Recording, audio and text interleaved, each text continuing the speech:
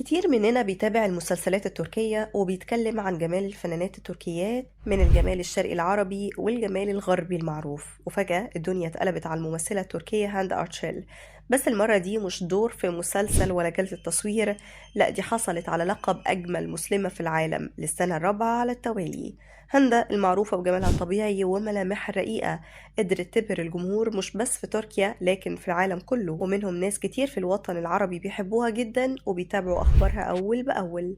الموضوع انتشر على مواقع عالمية وصفحات فنية، وقالوا إن اختيارها ما كانش بس عشان الجمال الخارجي لكن كمان عشان شخصيتها الهادية وطريقتها اللطيفة مع الناس وظهورها الراقي في كل المناسبات.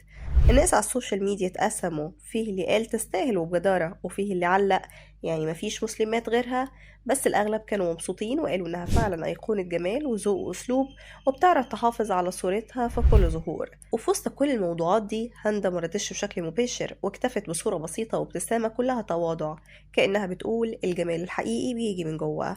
بس السؤال اللي بيجي في بال ناس كتير، لو هاندا كل سنة بتفوز بلقب أجمل مسلمة في العالم، يا ترى مين اللي ممكن يكسر السلسلة دي؟